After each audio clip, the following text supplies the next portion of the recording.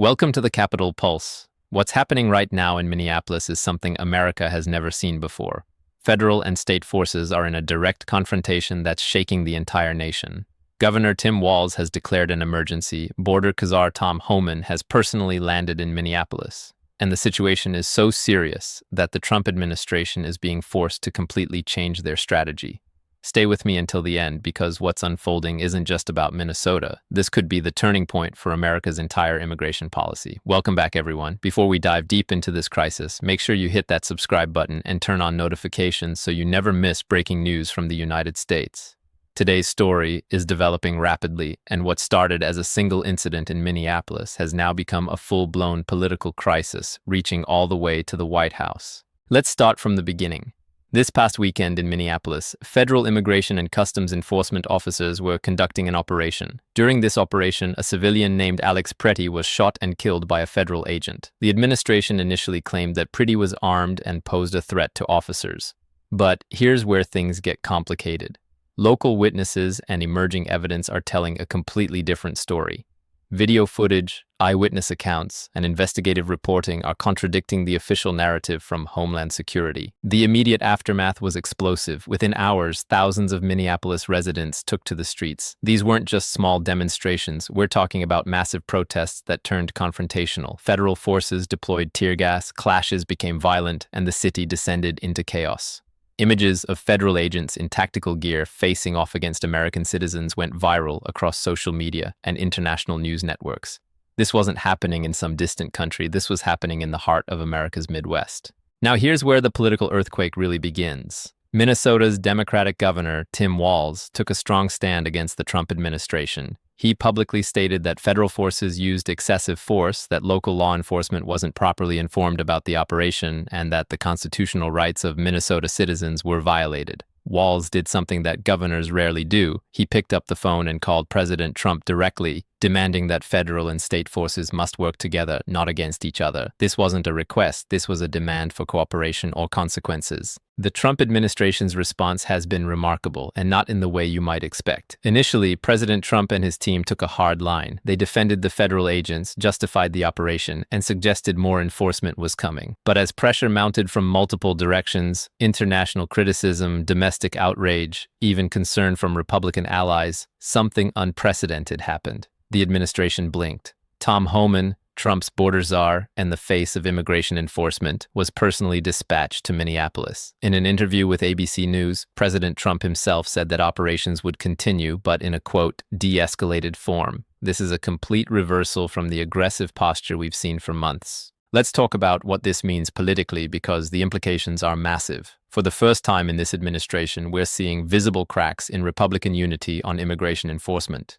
Traditionally, Trump's strongest supporters have backed his immigration policies without question. But local Republican officials in Minnesota are now openly expressing discomfort with what they're calling federal overreach. This isn't coming from moderate Republicans in blue states. This is coming from Trump country.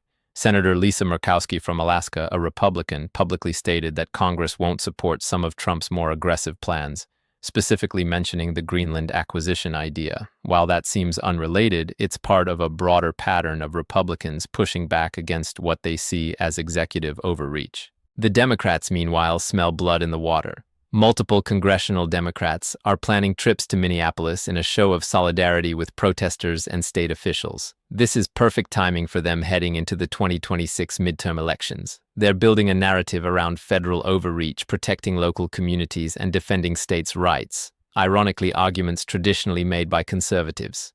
Democratic strategists see this as a golden opportunity. They can appeal to moderates who support border security in principle but are uncomfortable with aggressive tactics. They can energize their progressive base who oppose Trump's immigration policies.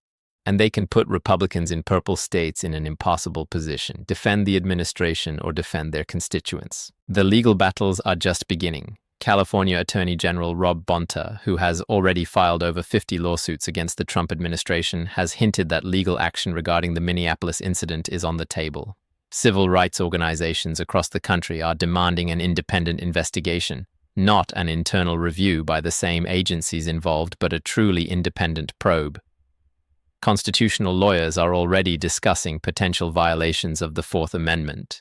the 10th Amendment regarding states' rights, and the Posse Comitatus Act, which limits federal military involvement in domestic law enforcement. This Minneapolis crisis didn't happen in a vacuum. It's part of a broader pattern we've been seeing across the country. California has seen similar federal raids with minimal local coordination. National Guard units have been deployed to assist immigration operations. High-profile enforcement actions have been deliberately staged for maximum media impact. The strategy has been clear: shock and awe, show overwhelming force, discourage illegal immigration through visible aggressive enforcement. But Minneapolis is where this strategy hit a wall. The resistance was stronger than anticipated. There were casualties. American citizens were caught up in operations, and the political cost became too high to ignore. The international reaction adds another layer to this crisis. European leaders are watching closely, and not just out of curiosity. Trump's aggressive domestic policies, combined with his controversial statements about Greenland and Canada, have already made NATO allies nervous. Now they're seeing aggressive federal enforcement against American citizens on American streets, and it's raising serious questions about American stability and leadership. European officials have privately expressed concern to American diplomats. This matters because the United States depends on international cooperation on everything from trade to security. When allies start questioning American domestic stability, it affects America's position on the global stage. There's an economic dimension that's being overlooked in most coverage. The Federal Reserve just held interest rates steady, specifically citing elevated economic uncertainty.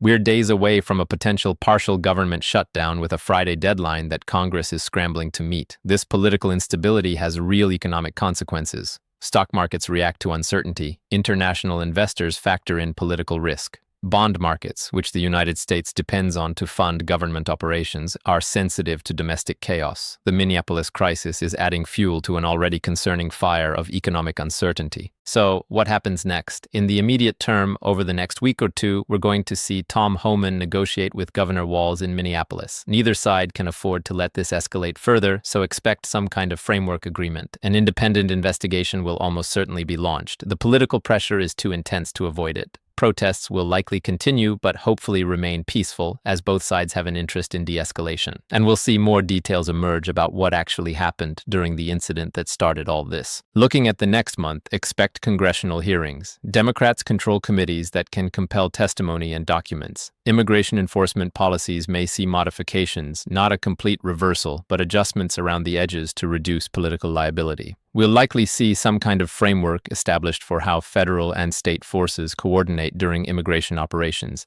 And the legal battles will begin in earnest: civil suits from affected individuals, potential state-level lawsuits, and civil rights challenges. The long-term impact is where this gets really interesting. This incident is a wake-up call for the Trump administration that their hardcore immigration enforcement strategy comes with serious political costs. Republican allies are getting uncomfortable. Legal challenges are mounting. International criticism is increasing.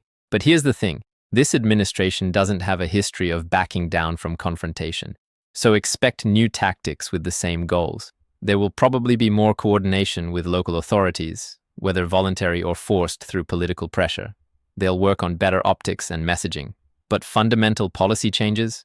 That's unlikely unless the political pain becomes unbearable. The connection to the 2026 midterm elections cannot be overstated. Democrats are going to make this incident a centerpiece of their campaigns. Federal overreach, protecting your community, defending states' rights, these are powerful electoral messages that can appeal across the political spectrum.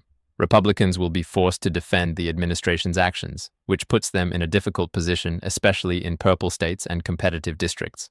Candidates who embrace Trump's immigration policies risk alienating moderates. Candidates who distance themselves risk Trump's wrath and losing base support. It's a no-win situation for many Republican candidates. Here's the bottom line. The Minneapolis crisis isn't just an isolated incident that will fade from headlines in a few days. This is a stress test of Trump administration immigration policies, and those policies are showing serious cracks. The confrontation between federal and state authorities is a classic American political conflict that dates back to the founding of the country. But direct confrontations at this level are rare in modern times. Over the next few weeks, we need to watch several key indicators. What does the investigation reveal? How significant is the political fallout? Do policies actually change, or is this just temporary de-escalation? One thing is absolutely certain: American politics is about to get even more polarized over this issue. The questions we should all be asking are fundamental to American democracy. Did federal authorities overreach their constitutional authority? How much control should states have over immigration enforcement within their borders? Should the Trump administration fundamentally change its approach or stay the course? These aren't easy questions, and reasonable people will disagree. If you found this analysis valuable, do me a favor. Hit that like button. It really helps the channel reach more people who want real analysis of breaking news.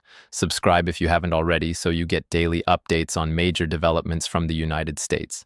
And drop a comment below with your thoughts. I read every comment, and your perspectives help shape future coverage. I'll see you in the next video with more breaking developments. Stay informed, stay engaged, and we'll talk soon.